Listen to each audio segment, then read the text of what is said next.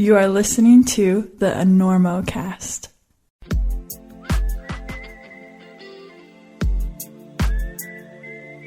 Fall is just around the corner, and by the end of summer, most of us have had it up to our last clip with all the inane chit-chat, dogs with personal space issues, and the beta, the goddamn beta, that goes with the mostly idle day at the sport cliff or the bouldering spot. And the cool temps have us feeling the dormant urge to dart and flit among the cracks and dihedrals like rhapsodic cliff swallows high above the earth. And for all that crack darting, you're going to need protection. You know, cams, nuts, and the like.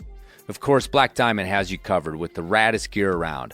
Ultralight cams, wee steel stoppers, and hot damn, they even still make your granddad's favorite gear, the Hex. So whether you choose to dart, flit, or climb your biggest dream routes, stick with Black Diamond to get you to the top. Check out all their rock protection at blackdiamondequipment.com or your favorite local shop.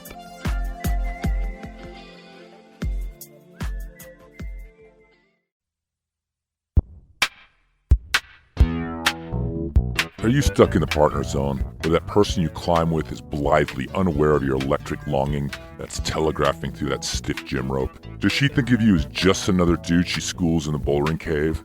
Does he tell his friends you're just like one of the guys? Well, break out of the partner zone and let that person know that your rock is in a hard place with a special gift from PeterWGilroy.com. Because if you thought making sure her chalk bag was always full, or buying him a set of cams for his half birthday would bring out the passion, you're wrong. Do it the right way and go to PeterWGilroy.com for rock-inspired jewelry and accessories that say, to me, you're more than just a solid belay, baby. And of course, remember to enter Enormo at checkout for a discount.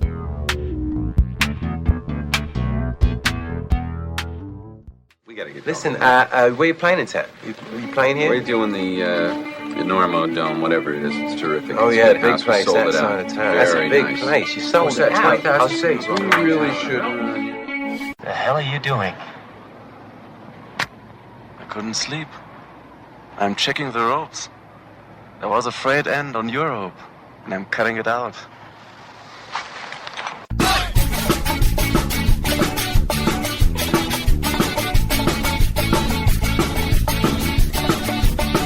Good weather, bad weather.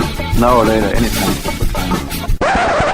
Today's show is brought to you by Black Diamond Equipment, with support from Maxim Ropes. And the fine folks at La Sportiva. And don't forget our charter sponsor, Bonfire Coffee. Go to bonfirecoffee.com and enter Enormo at checkout for a discount on great coffee and to support the Enormocast. And now back to the show.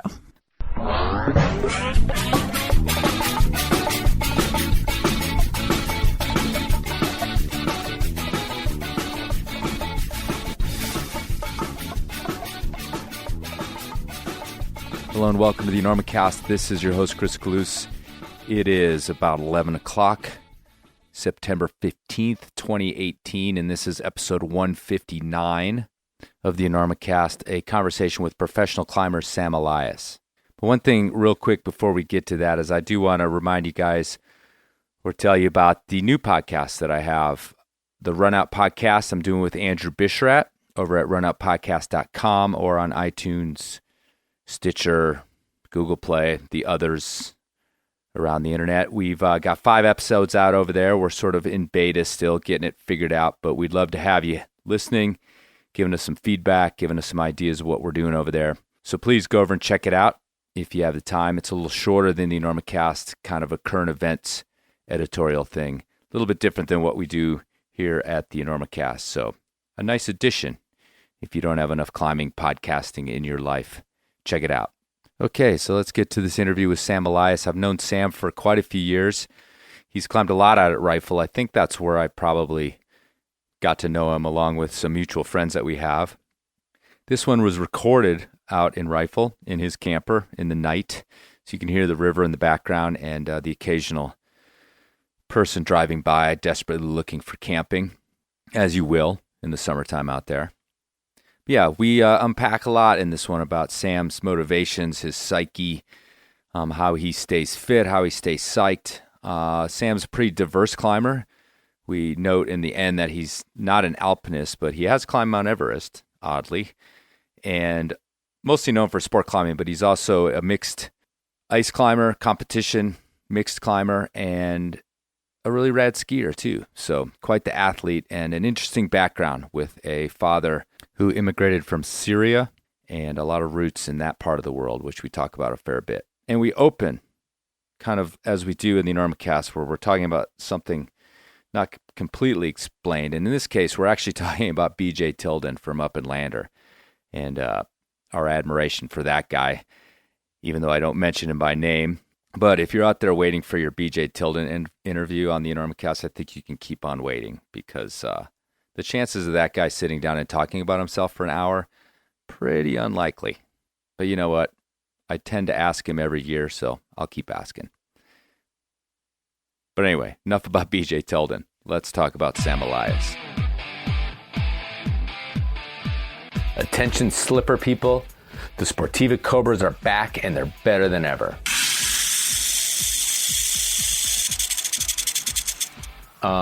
Dude, I think that's a rattlesnake. And now that's just a whip. Sweep the leg. No mercy. Okay, now you got it. But the really good news is that the Cobra Eco is made from 85% recycled materials with low-impact adhesives and tanning process. What's more, not a single gluten is harmed in Sportiva's revolutionary gluten-friendly manufacturing process. Unless, of course, you count the break time cannolis. So flaky. But seriously, the Cobra remains a legend for its fit and all-around performance, from boulders to sport climbs and even thin cracks.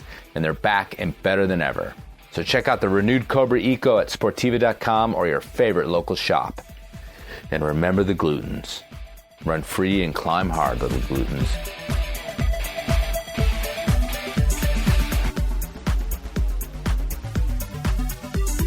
Yeah, he's a character, right? Like, you know, like you wrote him into the Lander scene as a character. Right. Yeah, it's pretty cool. But, you know, he just climbs so hard. He climbs really hard, and in a really, really hard style, too. Yeah. I appreciate that a lot. Have you climbed up there in Lander much? Not much at all. Just a few days. Right. The last time was for a Scarpa photo shoot 2 years ago after the fest, and it was with like Inga and Allie Rainey, and we got a few days of climbing, and that was kind of the first time I ever got to like actually go climbing, and it was glorious. Actually, I have all these like inspiration boards, and I have one from that photo shoot of me on Cowboy King. Oh, right on. Just what are these things? They're just like inspiration boards, places I've been or things I've done that have been really important to me, or people, you know, like just friends, family, places, animals, trips that, you know, I see and they keep me psyched. From Lebanon to Greece with JT, the Red River Gorge, Lebanon with my family, Podium at Ure, Necessary Evil, Highlight Canyon, some quotes, you know. It's just I'm all about saturation, you know, trying to saturate myself with the things that I want to be or become. So the more often I can see it, like I read every day, and I use the Hayden bookmark, and that's my friend Landon. He's the guy who died of cancer. He's a year older than me, and we grew up together. It's just like I just try to have it around so I can see it as much as I can. And hopefully my subconscious is always absorbing that, even though I'm not like actively reading every quote every time. And that's helping me shift into whatever direction's at. Where do you think that philosophy came from? Was it something you learned, or is it something organic? No, for sure. A lot of psychology, sports psychology, a lot of thinkers that I have been following for some years. And their workings with their subconscious. I mean, I've been working with Chris Heilman, Christina Heilman, since we did that BD boot camp thing, and she's a sports psychologist. And I do all sorts of little activities, and this is just one of them. Like whether it's writing in a journal, or I do this dry erase work, where you like write in a dry erase board, or I write on the windshield of my truck, or on the window or the mirror of my bathroom. Because it activates a different part of your brain than just thinking, oh, I want to do this, or I want to be this way.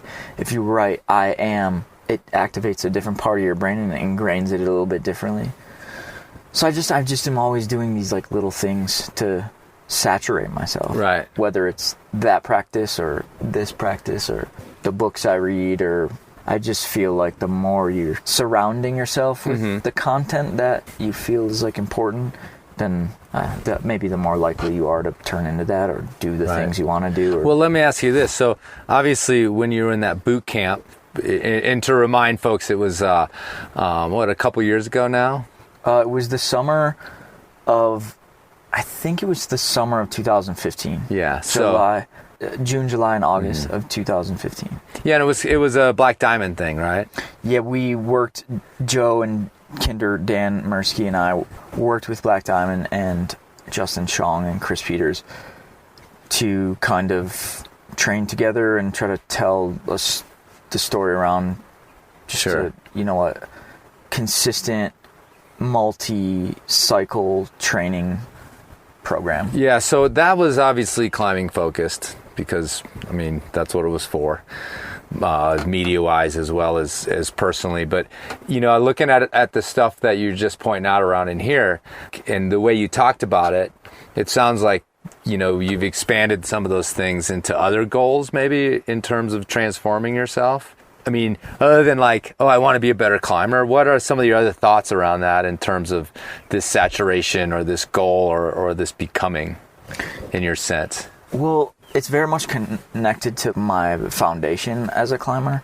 I started climbing because I just wanted to slow my life down and wanted to have some more space and some more time. It was never really about climbing per se. It was more about the lifestyle and the community and an opportunity to discover myself through something. My life as a climber has changed pretty radically from that original beginning, and even in that boot camp, I have done considerable amount of training before that. So for me, the value in that boot camp was to get to train with other people, Dan and Joe, but also I wanted it to be a very holistic program that involved not just the physical element in terms of the muscles and the body. I wanted there to be a nutritional component. I wanted there to be a recovery component, body work. I wanted there to be a psychology component. And those were the things that I was most interested in. I wasn't, for me, and that was actually that whole thing was my idea. Putting it together and doing it wasn't about just going in the gym and climbing and being physical and training hard together. I was more interested in these sort of like peripheral components of it. And I've always tried to keep my climbing about a way by which to improve my life and to be happier and healthy. I mean, I started climbing when I was like 22 and I wasn't that good, and I never had any ambition. I never had any thought of being sponsored or anything. I just liked climbing. It made me feel good. I liked the people who were doing it. I liked the community and the lifestyle, and it made me happy, and it helped me find myself in a time where I basically felt like my life had just been governed by a lot of things that weren't me, be it my parents, professors, ski racing coaches, friends, what have you. And then when I graduated from college, I really was like, I'm taking a hold of my life now. I don't know how or where or why, when, and I'm going to try to figure out what I want. And that just happened to be getting a job at Miguel's Pizza in the Red River Gorge, and it happened to be through climbing. So I was going to, when you said earlier, like, you got into climbing to slow your life down, and my question was, I wrote down, was from what? But you were a competition ski racer? Okay. Yeah. And where did you grow up? I mean, where was this based out of? I grew up in southeastern Michigan until I was 16. When I was 16, I moved to Salt Lake City, Utah, to go to a ski racing academy, a prep school. So serious. Pretty serious, yeah. And I ski raced 2 years, latter 2 years of high school. Then I got recruited. I went to college on a ski racing scholarship in Idaho, a small liberal arts school, Division III ski racing. And then, when I graduated, ski racing was done. And had been such a massive part of my identity and of my fun and of my health and of my well-being. I knew I had to replace that really quickly, but I had no idea with what. And I just did the standard things after school, you know, a little road trip, and then ended up back at my folks' place in Detroit and working odds and ends job. Started going to the climbing gym more and more, and then it just kind of snowballed and revealed itself from there. Trips to the Red River Gorge once a month, once every 2 weeks, and every weekend. And then I had a friend from Michigan get a job at Miguel's. And then, it was a pretty easy, it was his idea, actually, for me to come down there and work and to live and to start climbing more and to just kind of have more freedom and time and space to just discover myself and discover life apart from all these other things that had basically kind of directed me until I graduated from college. So I asked, this is a pretty standard Enormocast question, but as you decided to go that direction, and it sounds like maybe broke at least some sort of, parental bonds in terms of them running your life, what was their attitude towards it? Well, yeah, I mean, there was a lot of sacrifice. My dad immigrated from Syria with not much, and he's made a grand life for himself and for our family, and I'm sure he didn't envision that, especially after college, that I would, move to the middle of the woods of Kentucky and to make pizza and to work at a climbing shop. That makes it seem kind of strange. And it was painful for them. And the first generation Syrian kid. And he's the eldest. Yeah, he's the eldest son in his family, and I'm the eldest son. Right. So the first few years, it was hard. It was really hard, and I just really felt deeply that I was supposed to do this thing. I felt really instantly connected to the community and just to the pursuit, to the being outside, and to like the soulful lifestyle. Right. And I for sure immediately started feeling myself more, like feeling who I was, starting to decide for myself, like, how do I want my life to go? Where do I want to be? What kind of person do I want to be? How do I want to feel inside? And then starting to feel like the answers, like me answering myself. Whereas I never felt I had the time or the space to do that up until that point.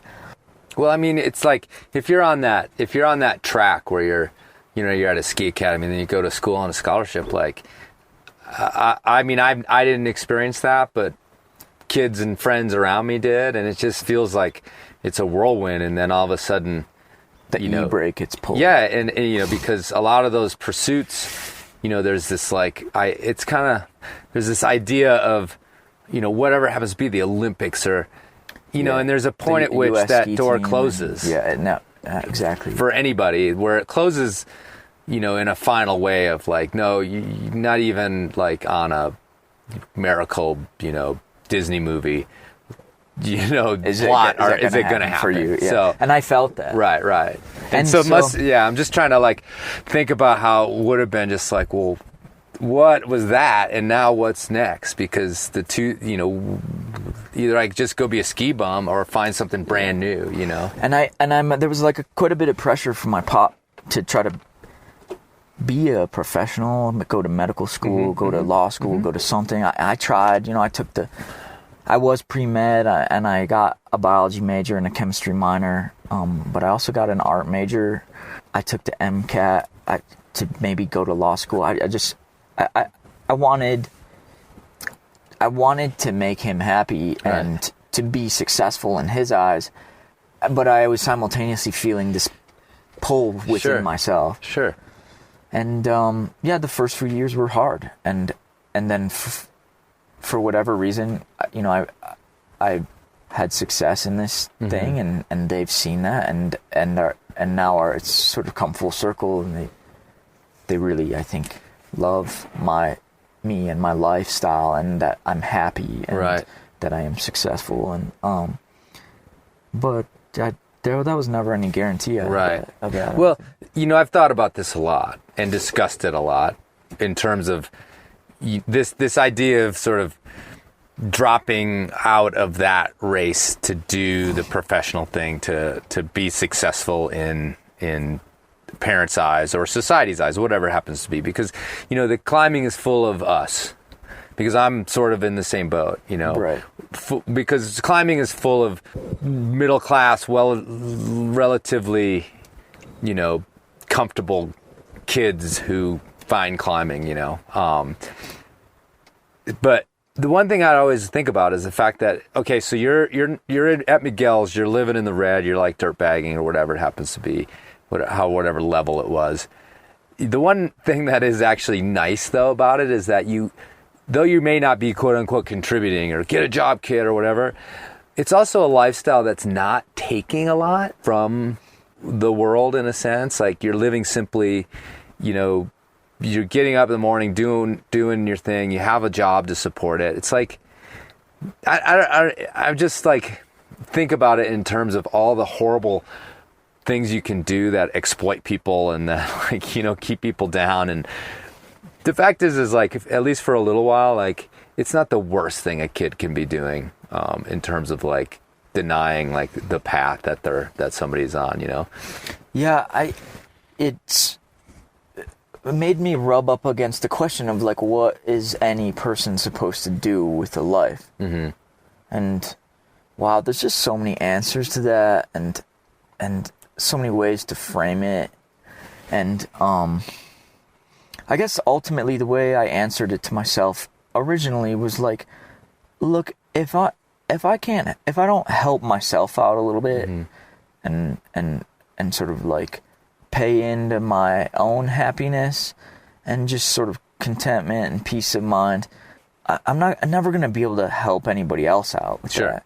And if I'm moving through the world without that happiness or positivity or semi-decent attitude and outlook, I believe that being a climbing bum and being happy and encountering all the people that I encounter in the course of my life through that, I'd rather be that than be stressed out, negative, sad, and be doing something else that is more successful or contributive in the grander society's eyes, or in my parents' eyes, or whatever. Right. And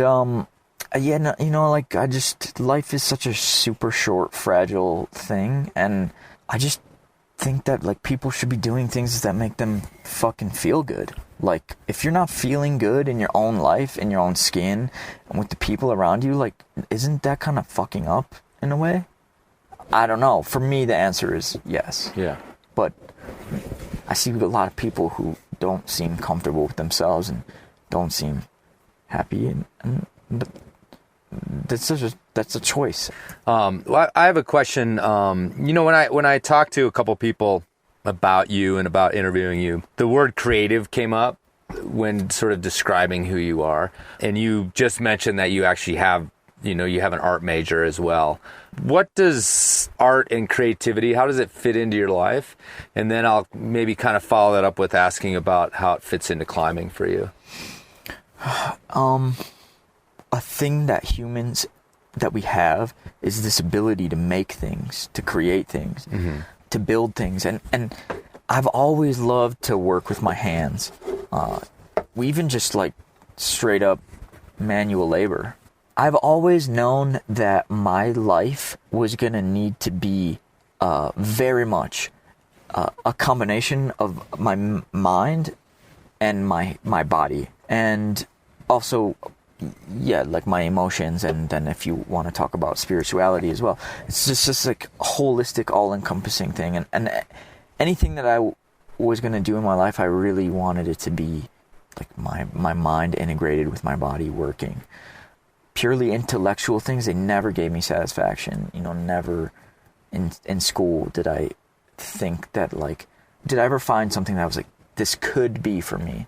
But always when I was doing sports, or always when I was in the drawing or doing art, or through the 4 years of my art major, I had the deepest fulfillment through those things. So I guess through climbing, I've created my life with climbing and been able to express myself and to be able to pursue the things that are important to me with my mind and my body. You know, in addition to just sort of feeling a creativity about going climbing on any route any given day, you know, I've bolted a pretty decent amount of routes, done first ascents, and for sure that's a creative but dramatically physical endeavor. In the last few years, you know, I've started to paint more and draw, and I write more and journal, and it brings me a lot of satisfaction to make things. Mm-hmm. And I think of a red point as making something, as finding my own way, creating my own way.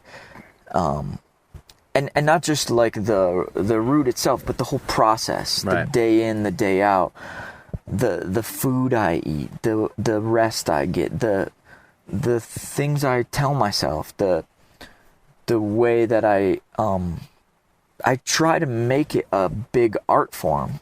You know, like the process is just, I want it to be beautiful. I want my climbing to be beautiful. I want to feel the beauty in the pursuit and in the movement. And I really like approaching it that way. At what point did you think to yourself, and I don't know if there was a moment or if there was a season or if there was a time when you committed yourself to being down in the red, but when was it that you were like, this really not only could be this thing that I love, but it could be this career for me, or I could pursue it in that level? Was there, you know, what did that feel like? Because I think it's kind of like, it's a mystery who decides that versus, you know, the recreational guy that, you know, crushes anyway. Mm-hmm.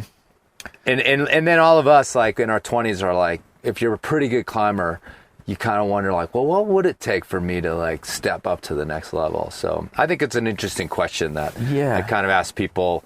Some people say, I just lucked into it. I got this opportunity, blah, blah, blah. Other people said, no, I decided, and it was time to pursue it. So I think I definitely got lucky, but I got lucky in the way in which I had designed my life. I mean, as soon as I knew that I wanted to climb as much as possible, I knew I had to support that somehow. Mm-hmm. So that meant working at Miguel's. That meant working at the climbing gym back in Detroit, Planet Rock, when I went home for the winter. Right. That meant getting a job out here in Rifle or Glenwood Springs when I decided to move out here, working at Summit Canyon Mountaineering. And so I've worked all these different jobs within the outdoor industry all the way up until long after I was sponsored already. Right. I worked at Rock and Ice magazine and Trail Runner for a time, and then I worked for Black Diamond for 4 years as a ski rep and assistant sales rep. Oh, that's right. So I've had all these perspectives of the industry and all these different jobs, and then through all that, just meeting people. I just was making a lot of connections with people, and I was willing to work. I was willing to work any job because I wanted to climb. And so when I was here in Rifle, I think my work schedule at Summit Canyon Mountaineering was Tuesday, Thursday, Saturday, Sunday. So I got to climb Monday, Wednesday, Friday. Right. And I just made all these connections in the industry.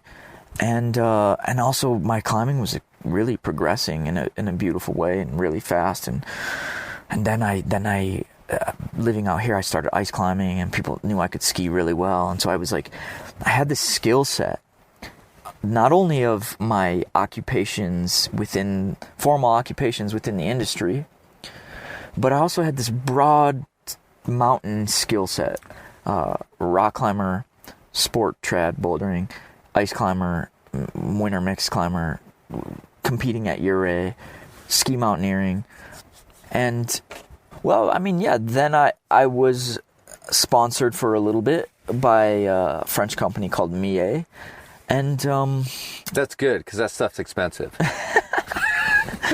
and then, you know, it's like, I don't know who buys that stuff, but and I just I went on a trip in 2009 with my good friend Andrew Bisharat, and I was working at Rock and Ice magazine at the time, and Emily Harrington came, and I fell in love with her, and we ended up getting together, and then she was always on the North Face team, and then Emily and Andrew and our other friend Boone Speed, they just encouraged me, like, hey man, like, why don't you try to get on the North Face? Like, what? Call Conrad. Like, and I had met Conrad a couple times, but I didn't know him at all, and I just wrote him a note, and he responded and said, Sam, I know who you are, and it'd be my pleasure to take care of this. And then I've been on the North Face team. Wow. Nice. Ever since then, 2000, right. End of 2009, 2010, and I've since being with the North Face, have done such amazing trips.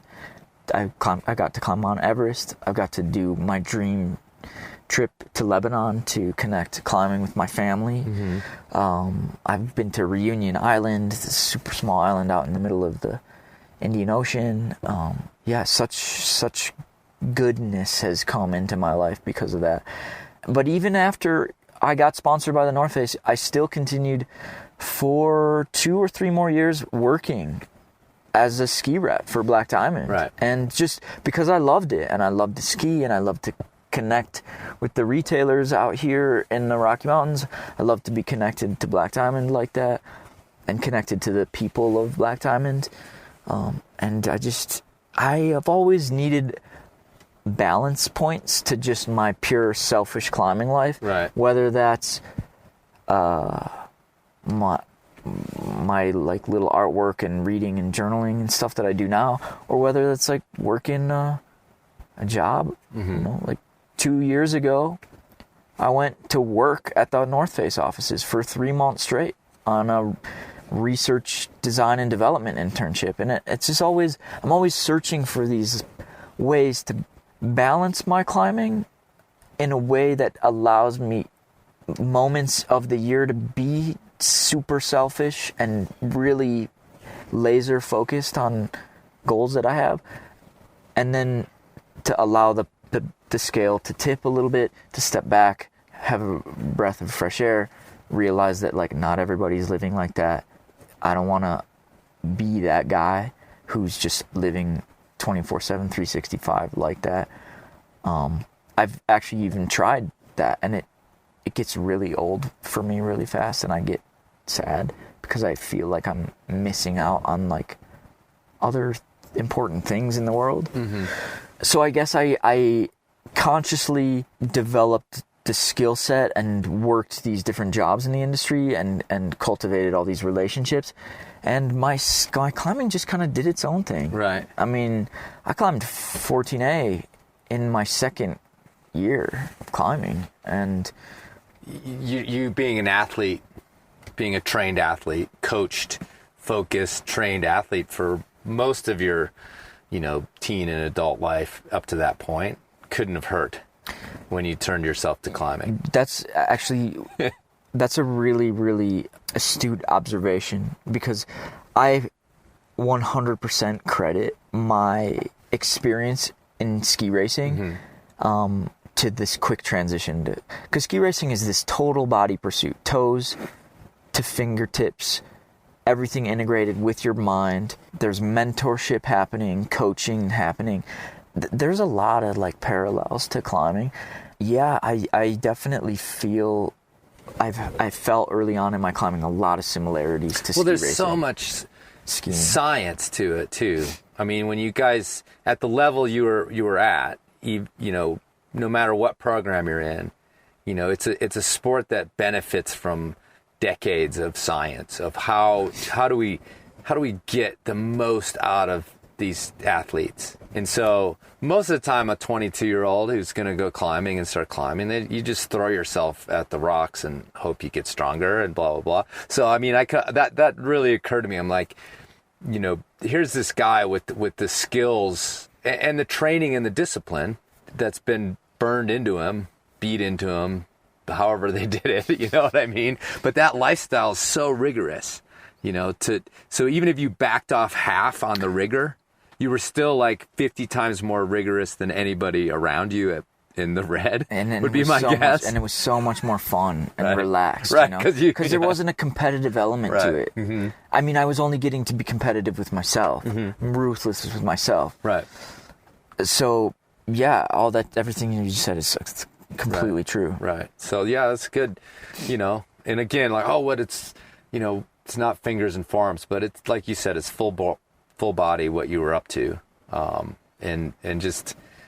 Yeah, I mean, mind-body connection, body awareness, spatial awareness. I mean, comparatively, you were a bit of an android down there in the red, I'm sure, at the time. So I've been there once, and you know, the discipline among the climbers I saw was not very, very focused. They used to make fun of me, actually. I'd imagine. I didn't drink I didn't.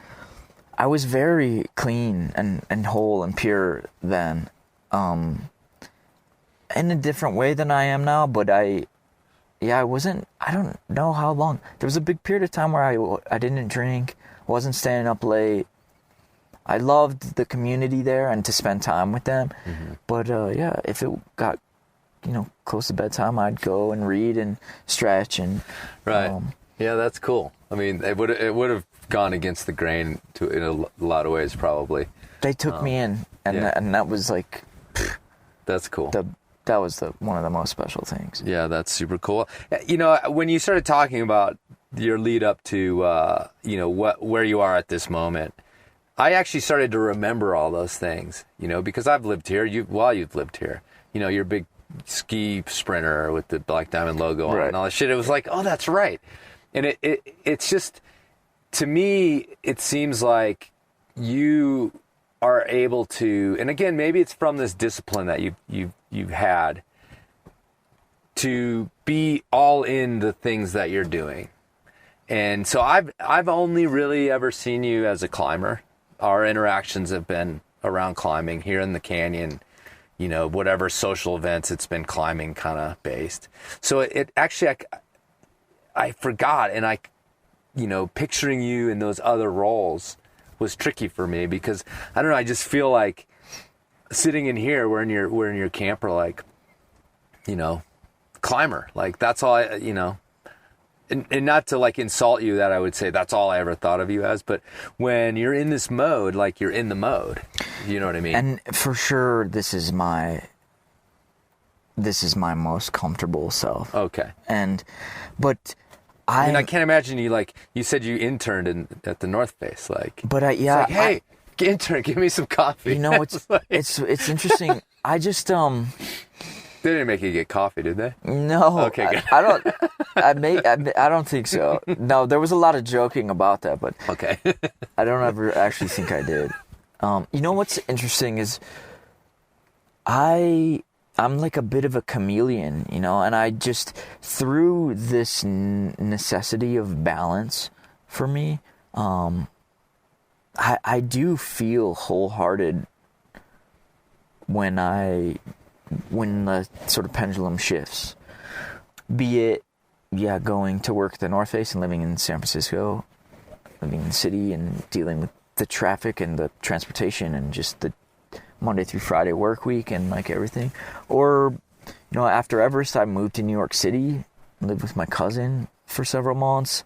And I still go back really frequently. And when I'm there, I'm like so wholeheartedly there. And maybe that's connected to the creativity aspect of it. I just like, I love to play the role. Like I love to participate in different scenes, the variety, and the diversity of the people on this planet or the places on this planet.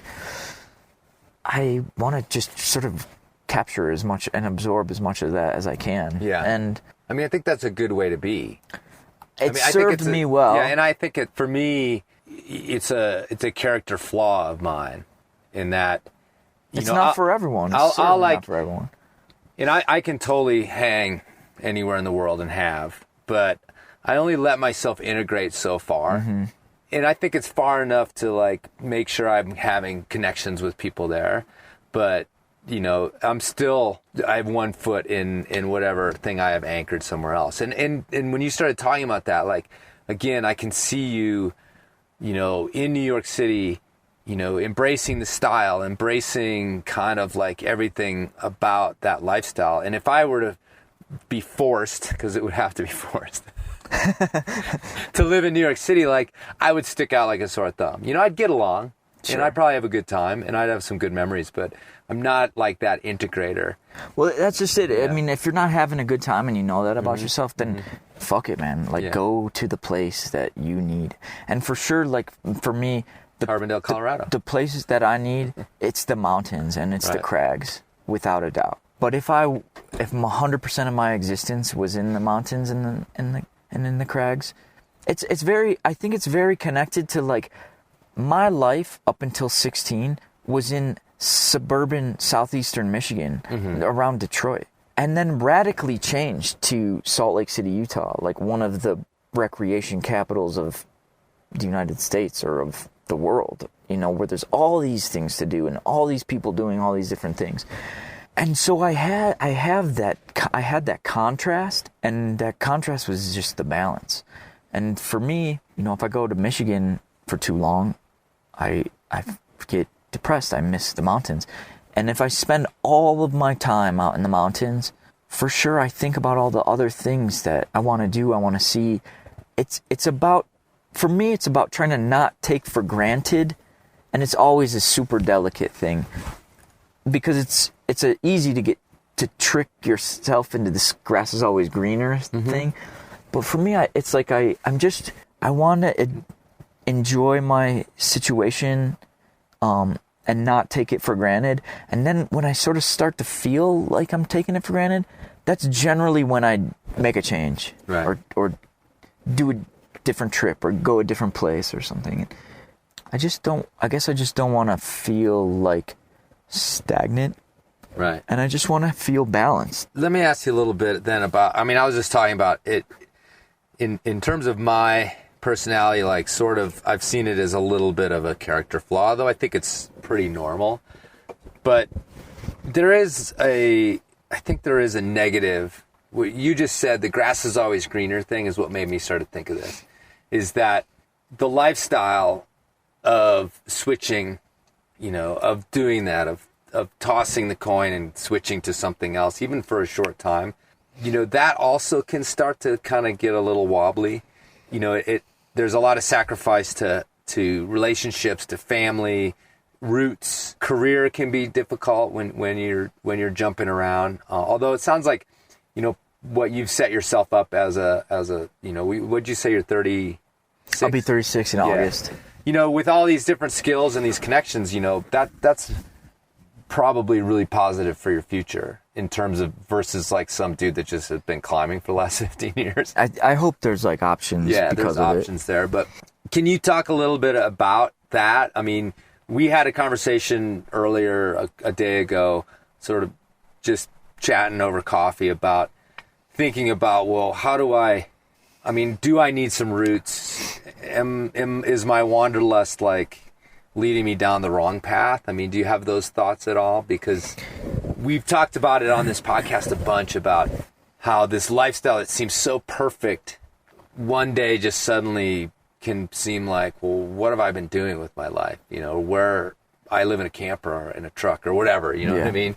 And what does that mean? And where has it led me? Well, I know of myself that, like, I search. I've been searching, you know. I'm restless. I'm far less restless now than I was when I was like, whatever, 22, 23.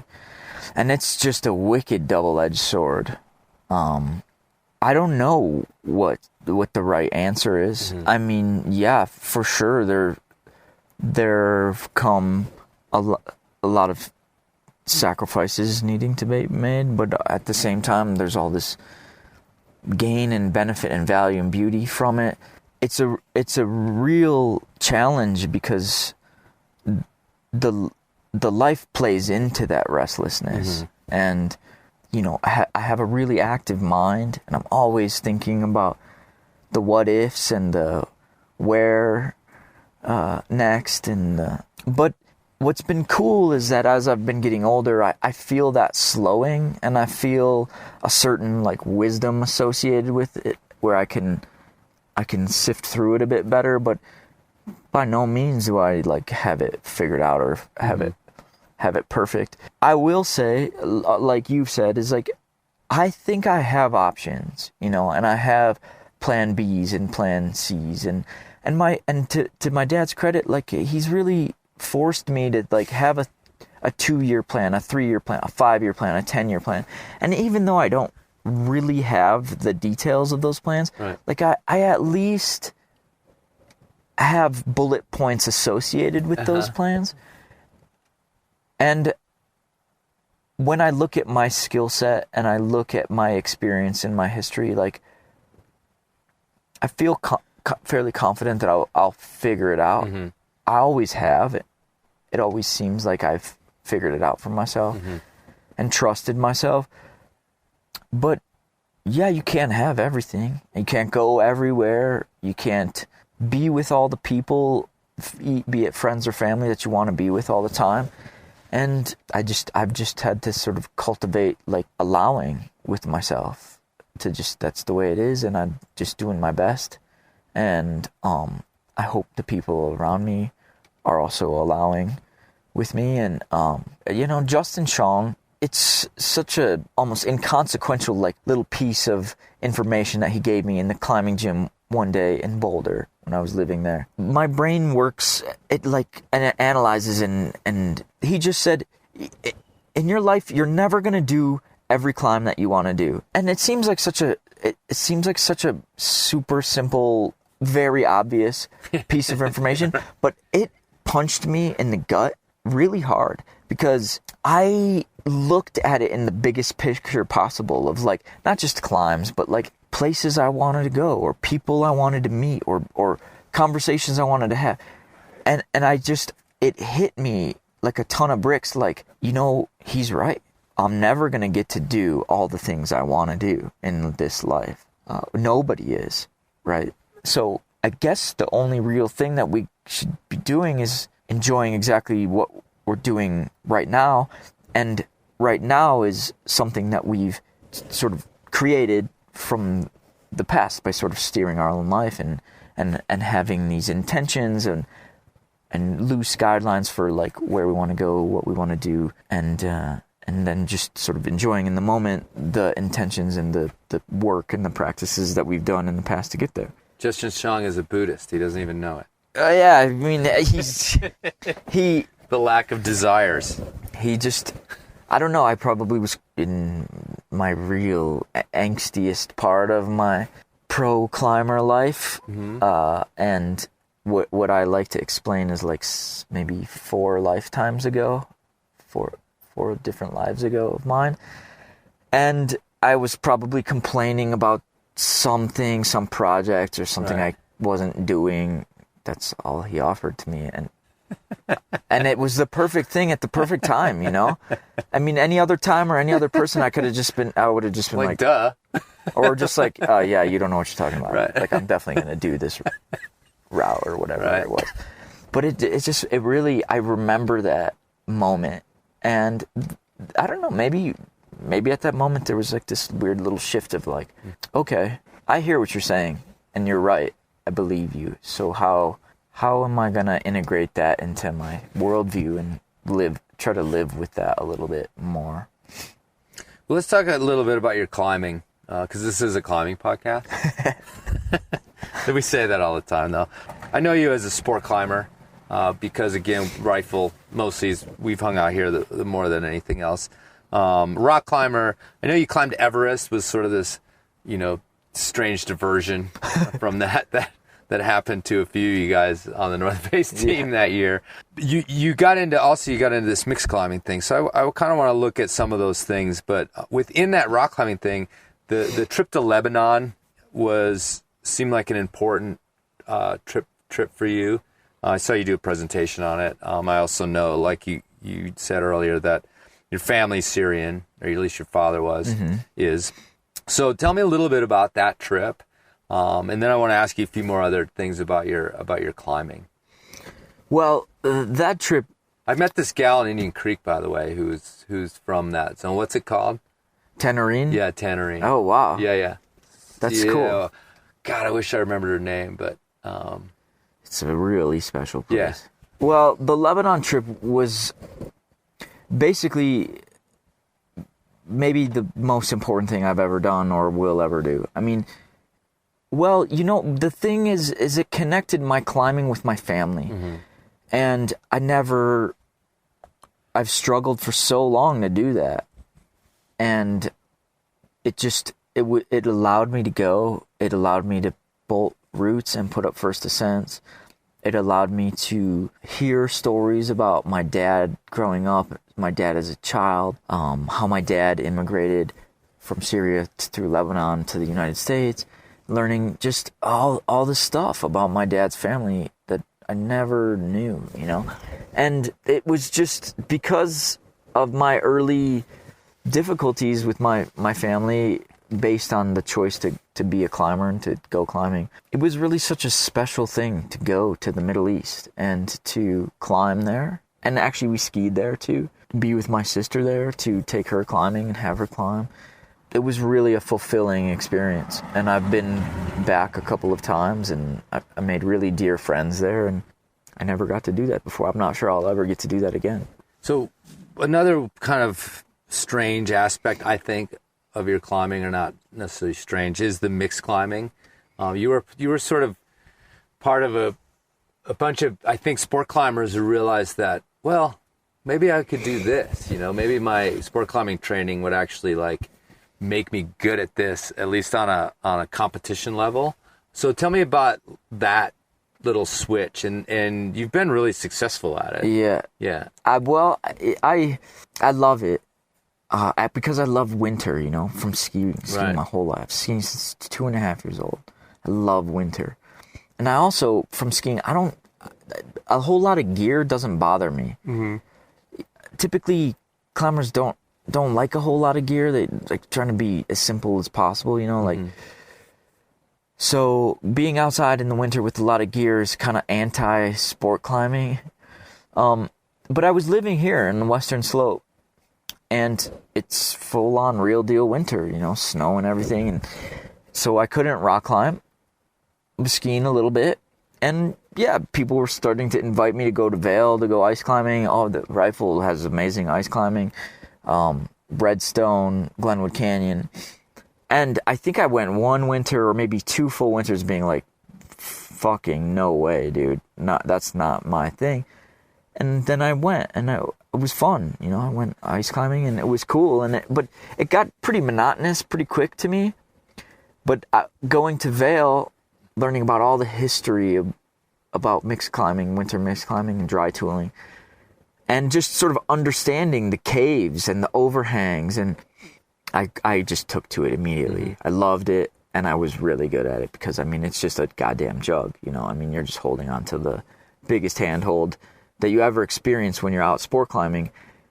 And I love being cold and being out in winter and being in snowstorms, and I love the ice and the fact that it's alive and it's scary. I don't like being extremely scared, but I do like being a little bit scared. Mm-hmm. So I just fell right in love with it. Mm-hmm. And then living so close to Ouray and the ice climbing festival, and it was just like, yeah, I guess I'll go try to do the comp, and just started doing really good. What was your history with the comp? The first year I did it, the first year I applied, I didn't get in. Second year I did it, they were still doing a qualifier day and a finals day. I didn't make it to the finals day. And then the third time I did it, I took second. I sent the comp route in a amazing buzzer beater, 2 seconds left on the clock, diving for the red flag. Very memorable finish. And now I've done really well. I've never won. I've taken second twice, third twice. I've taken second in the speed climbing. I've taken third in the speed climbing.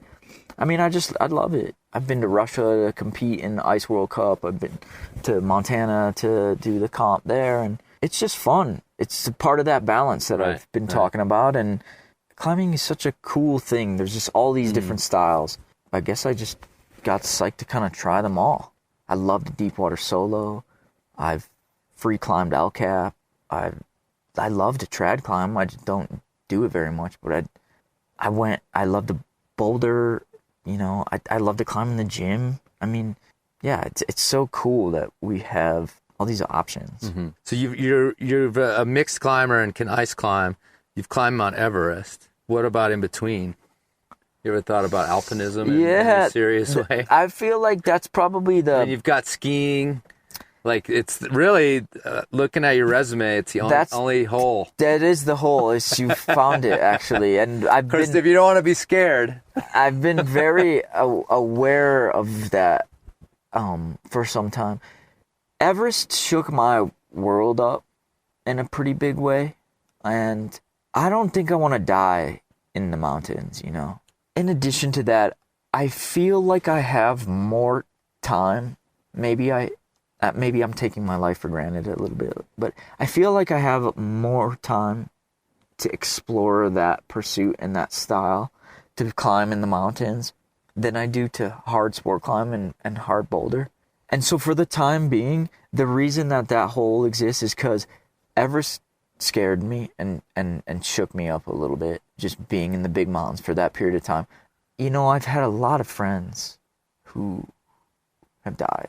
And I just, for the time being, I just want to rock climb and see how far I can take that. How's your tent sitting skills? That was a hard part too, for sure, of Everest, because that's really what it comes down to. Can you be happy sitting in a tent for a really long time with another dude? I think I did decently. All right, good. I can do decently. I love to read, so maybe that would help. Drawing and painting. You've got an internal world you can retreat into. Yeah. While mummified in your sleeping bag. So, yeah. Well, cool. Well, thanks a lot for sitting down. Yeah, I appreciate it. That was my pleasure, man. We've been trying to do it for a while, actually. Yeah. That was easy. That was great. So.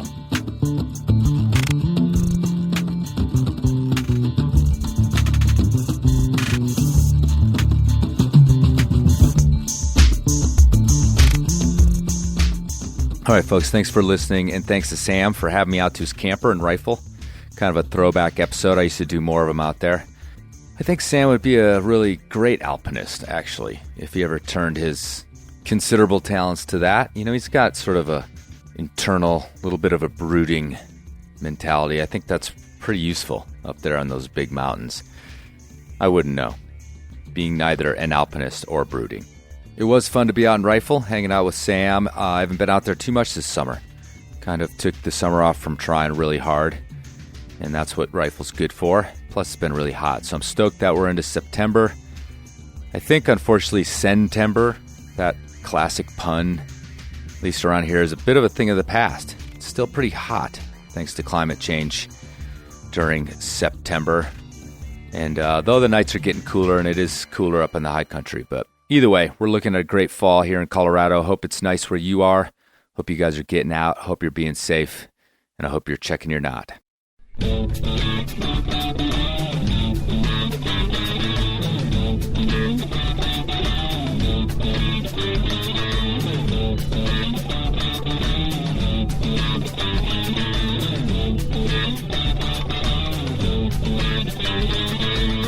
Feel pretty good. I'm not scared at all. I just feel kind of invincible. Me too. I got a very positive attitude about this. Good, me too. Yeah.